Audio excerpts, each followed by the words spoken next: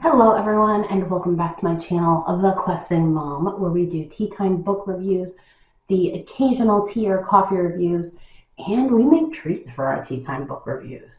So this week we are continuing our Cold-Blooded Alpha series with Stone-Hearted Alpha, a wolf shifter romance book, which is book 3 in the series.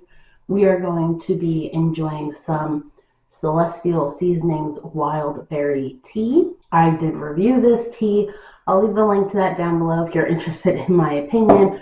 We are also going to be having some keto strawberry scones. I will leave that link down below as well. But let's go ahead and let's get into the review for this week. So the Stone-Hearted Alpha story is about Savannah and Jeremy.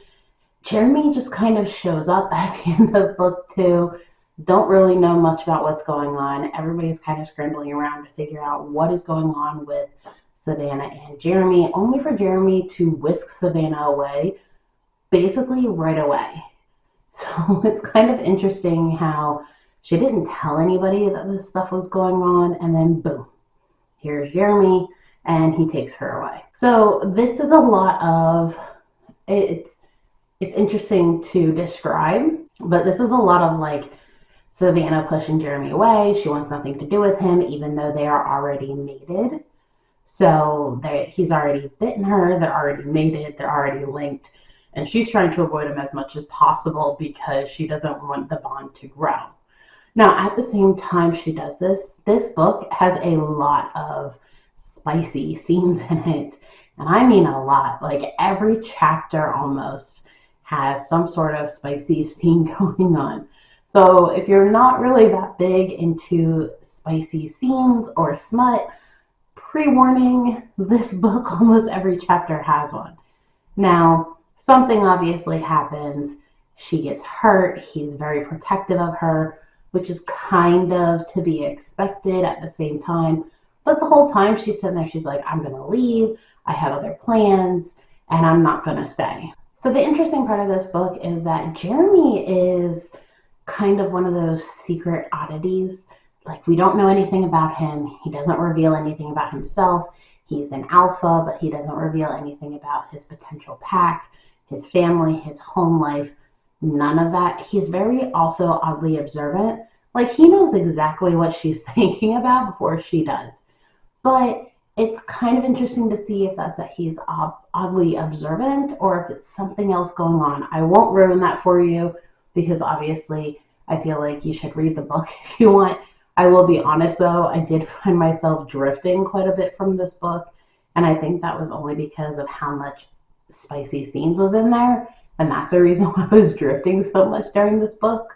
But yeah, if you get past all of that, and I feel like there could have been a lot less of that, you really get a good story. You also get more backstory of Savannah and kind of what happened with her and their old alpha. And then you get more of the history of kind of what happened to that alpha.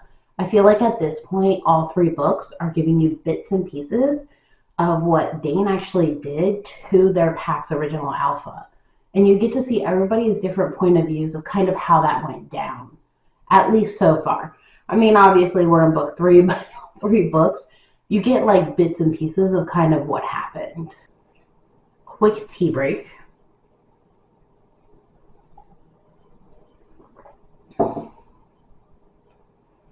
And in this story, not only do you get to hear more of what happened to the old alpha of the basically main pack that this series is about, but you also get to learn a little bit more about Talus's old pack as well.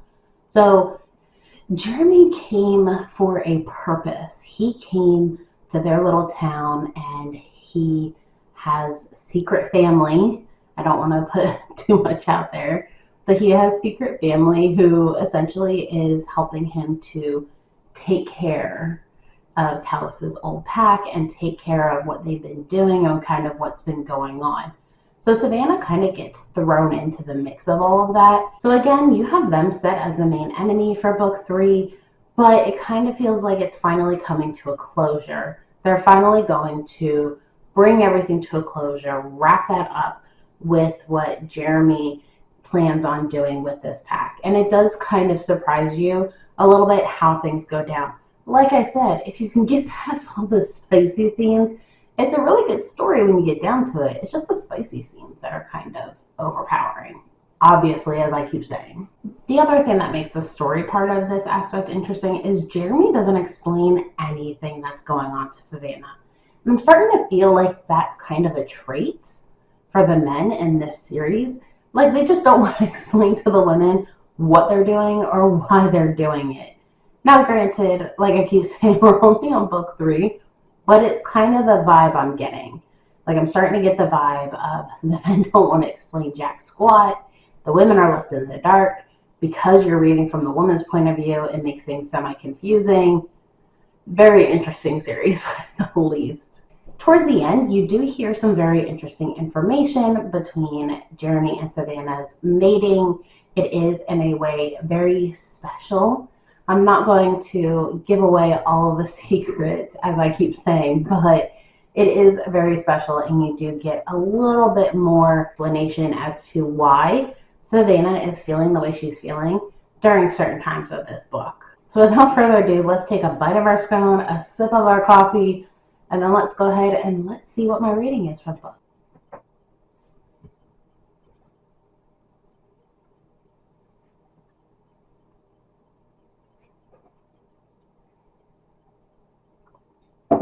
So overall, my rating of this book is a 3 out of 5 stars.